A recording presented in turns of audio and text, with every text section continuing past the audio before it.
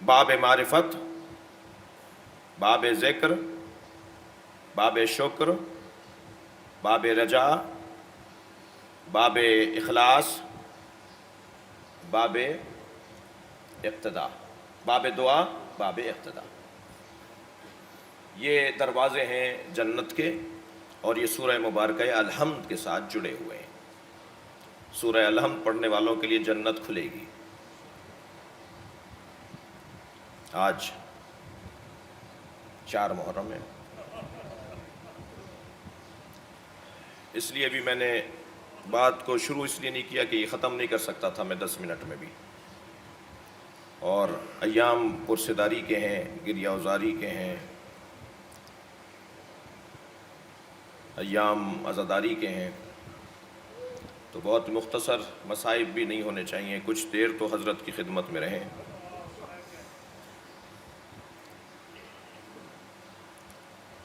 میرے مولا حسین نے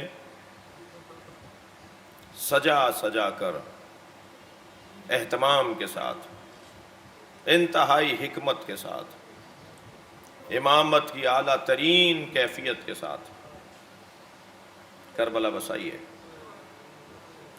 کربلا شاہکار حسینی ہے، کربلا کا خالق حسین ہے۔ کس کو کہاں رکھنا ہے، کس کو کب بھیجنا ہے، کس کا انتظار کرنا ہے، کس کو خط لکھ کر بلانا ہے، کن بیویوں کو ساتھ لے جانا ہے، کنہیں ساتھ نہیں لے جانا ہے، اہتمام کا حصہ ہے کہ علی اصغر ابھی شیر خوار ہیں، قافلہ تیار بھی ہو جائے تو علی اصغر کے بغیر نہیں جائے گا۔ بہن اسے صغرا سے واپس لے لو، ایک بہن ہے جو بھائی کو گودی سے اتار نہیں رہی ہے، چھوڑ نہیں رہی ہے۔ یہ چھوٹا سا، یہ ننھا سا شیر خوار بچہ اپنی بہن کی گودی نہیں چھوڑ رہا۔ کبھی ماں گئی ہیں ام رباب، کبھی پھوپھی گئی ہیں، جب کسی کی گود میں نہیں آیا نا یہ بچہ، تو امام نے قریب جا کے کان میں کچھ کہا، بچے نے ایک مرتبہ ہمک کر بابا کی گودی کی طرف ہاتھ پھیلا دیے، بہن کی گودی چھوڑ دی۔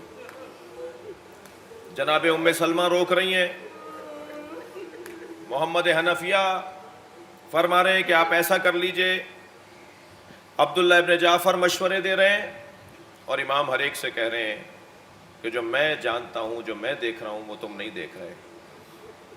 یہ میرا وعدہ ہے، یہ میرا ایک عہد ہے جسے مجھے پورا کرنا ہے۔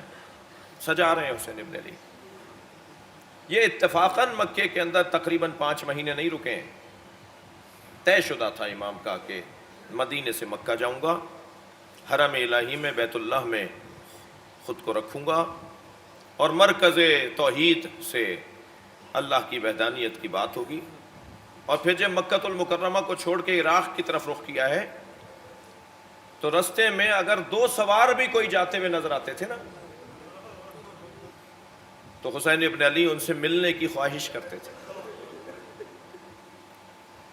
کسی امام نے اپنے زمانے کے مسلمانوں کی اور اپنے چاہنے والوں کی اتنی آزمائش نہیں لی جتنی حسین نے لی ہے۔ حل من ناصر ینصرنا کا کیا مطلب تھا؟ یا میری مدد کرو یا دوزخ میں جاؤ۔ آواز سن لی میری بات تم تک پہنچ گئی تو مدد کرو، دوسرا کوئی رستہ نہیں ہے سوائے اس کے کہ مدد کرو یا دوزخ میں چلے جاؤ۔ سخت امتحان لیا تھا امام نے اپنے چاہنے والوں کا۔ اس اعتبار سے اللہ کا شکر ادا کیجئے کہ ہم اس زمانے میں نہیں تھے، نہ جانے کیا ہوتا۔ ہمیں تیاری کا موقع مل گیا، ہمیں سننے اور سمجھنے کا موقع مل رہا ہے۔ میرے مولا کی سواری، میرے مولا کا قافلہ گزر رہا ہے کہ دیکھا کچھ خیمے لگے ہوئے ہیں۔ مولا عباس سے پوچھا، عباس معلوم کرو یہ کون لوگ ہیں؟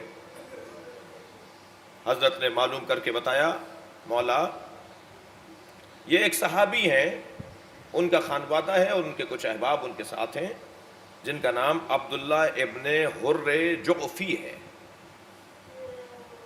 امام نے فرمایا انہیں بلاؤ اور کہو کہ حسین بلا رہے ہیں۔ مولا عباس گئے تو انہوں نے کہا میں نہیں ملوں گا۔ امام نے فرمایا ایک دفعہ اور جا کے کہو کہ حسین بلا رہے ہیں۔ اس نے کہا نہیں، مجھے نہیں ملنا حسین سے۔ نہیں ملے امام حسین سے، حجت تمام ہو گئی۔ امام نے قافلہ آگے بڑھایا، ابن عتیبہ ابن عبداللہ نامی ایک صحابی کا خانوادہ ٹھہرا ہوا ہے۔ 2-3 منزلوں کے بعد، فرض کیجئے کہ ہماری تشبیہی زبان میں کہیے مثلا 10 کلومیٹر کے بعد پھر ایک اور قافلہ ٹھہرا ہوا ہے۔ حضرت نے حضرت عباس سے فرمایا پوچھو، بتایا فلاں ہیں۔ مولا نے فرمایا انہیں بلاؤ۔ وہ فوراً آ گئے۔ حضرت نے فرمایا میں کربلا جا رہا ہوں، میرا ساتھ دو گے؟ کہنے لگا حسین میرے پاس ایک ایسا گھوڑا ہے کہ جس پر جب کبھی میں بیٹھا ہوں تو کسی پیچھا کرنے والے نے خود کو مجھ تک نہیں پہنچا سکا، اتنا تیز رفتار گھوڑا ہے، اور جب کبھی میں نے اس پر بیٹھ کر کسی کا پیچھا کیا تو کوئی ایسا مرحلہ، کوئی موقع نہیں آیا کہ میں اس تک نہ پہنچاؤں، اتنا تیز رفتار گھوڑا ہے۔ یہ فلاں نسل کا گھوڑا ہے، آپ فرزند رسول ہیں، میں آپ کا ساتھ نہیں دے سکتا، مگر میری طرف سے یہ گھوڑا لے لیجئے۔ امام نے فرمایا مجھے تمہارے گھوڑے کی ضرورت نہیں ہے، مجھے تمہارے گھوڑے کی ضرورت ہے، مجھے تمہاری ضرورت ہے۔ میرے مولا کا قافلہ اور آگے بڑھا، پھر دیکھا کہ 8-10 خیمے لگے ہوئے ہیں۔ پوچھا یہ کون لوگ ہیں؟ فرمایا زہیر قین اپنی زوجہ، اپنے کچھ عزیزوں، اپنے نوکروں کے ساتھ ٹھہرے ہوئے ہیں، حج کر کے لوٹے ہیں۔ زہیر قین حج کر کے لوٹ رہے ہیں۔ امام نے فرمایا زہیر کو بلاؤ۔ جیسے ہی مولا عباس نے خیمے کے قریب جا کے آواز لگائی نا یا زہیر، تو یہ اپنی زوجہ کے ساتھ کھانا کھا رہے تھے، لقمہ توڑ چکے تھے۔ پوچھا کون ہو؟ کہا عباس علی ہوں۔ کہا کون سے علی کے عباس؟ کہا حسین کا بھائی عباس۔ لقمہ رکھ دیا، باہر آ کے گلے لگائے، آپ کہاں؟ کہ وہ سامنے جو خیمے لگے ہوئے ہیں وہاں میرے مولا حسین ٹھہرے ہوئے ہیں اور مولا حسین نے آپ کو بلایا ہے۔ زہیر فوراً خیمے میں دوبارہ آئے، سر پہ امامہ رکھا، ابا دوش پر لی اور گھوڑے پر بیٹھ کر مولا عباس کے ساتھ اس جگہ پہنچے جہاں امام حسین کے خیمے لگے ہوئے تھے۔ جیسے ہی گھوڑے آتے ہوئے دیکھے امام خیمے سے باہر آ گئے۔ امام نے زہیر کا ہاتھ ایسے اپنے بغل میں، یہ انداز تھا، اپنے بغل میں لیا، خیمے کے پیچھے چلے گئے۔ خیمے کے پیچھے جا کر امام نے 2 انگلیوں کے درمیان زہیر کا جنت میں مقام دکھایا۔ زہیر وہ جو میرے ساتھ نہیں آئے ہیں نا، ان کا مقام نہیں تھا، وہ تو حجت تمام کی میں نے۔ تم یہاں ہو، اب چاہو تو لے لو یہ اور چاہو تو چھوڑ دو، تمہارے لیے طے ہوا ہے، مرضی ہے تمہاری۔ کہا میں آپ کے ساتھ جاؤں گا، مگر مجھے اتنی مہلت دیں کہ میں اپنی زوجہ سے کچھ وصیتیں اور کچھ نصیحتیں کر کے آ جاؤں۔ پلٹے زہیر اپنے خیموں کی طرف، خیمے میں آئے، زوجہ سے کہنے لگے میں تجھے طلاق دینا چاہتا ہوں۔ کہنے لگا کیوں؟ کہنے لگی کیوں؟ زوجہ کا نام ہے دلہا، زوجہ کا نام لکھا ہے دلہا، جیسے دولہا لکھتے ہیں دلہا۔ کہنے لگی مجھے طلاق؟ کیا میں نے برائی کی؟ کیا میں نے آپ کے ساتھ کوئی تاہی کمزوری میری؟ کیا عیب ہے جو آپ مجھے طلاق دے رہے ہیں؟ کہنے لگے عدت وفات زیادہ ہے، عدت طلاق کم ہے، تم میرے بعد اللہ اکبر مرنے کے بعد زیادہ عرصے رکو گی، مگر طلاق کے ذریعے سے تمہیں کم مدت میں میری وجہ سے رکنا پڑے گا، اس لیے میں تمہیں طلاق دینا چاہتا ہوں۔ کہا ماجرا کیا ہے؟ کیوں یہ مرنے کی اور کیوں یہ طلاق کی باتیں کر رہے ہیں آپ؟ کہنے لگے فرزند زہرا نے مجھے میرا مقام دکھا دیا ہے، میں خسارہ اٹھانے والوں میں سے ہوں گا اگر حسین کا ساتھ نہیں دوں گا. میں جانا چاہتا ہوں حسین کے ساتھ. تو کہنے لگی کہ پھر آپ مجھے طلاق نہ دیں, مجھے طلاق نہ دیں, مجھے اپنے ساتھ لے جائیں, میں زینب کے ساتھ رہوں گی. اجرکم اللہ, اجرکم اللہ. میں نبی زادیوں کی خدمت کروں گی. سنیں گے عزیزدارو, بڑا سخت مرحلہ ہے جو میں بیان کرنے جا رہا ہوں. تو زہیر نے کہا اے دلہا, عرب کا پرانا دستور ہے جب مرد مار دیے جاتے ہیں تو عورتوں کو اسیر بنا لیا جاتا ہے. میری ایک حس کہہ رہی ہے زینب اسیر ہوں گی, تم زینب کے پاس نہیں جاؤ.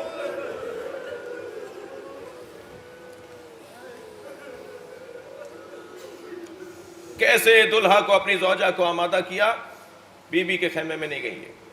عجیب ماجرے ہیں, عجیب داستانیں ہیں کربلا کے ساتھ. زہیر اپنی زوجہ کو بغیر طلاق دیے ہوئے, وہ راضی نہیں ہوئی, راضی کیا شوہر کو مجھے طلاق نہیں دو, غلام چھوڑ دیا ان کے پاس, اور زہیر قین امام حسین کے ساتھ ملحق ہو گئے.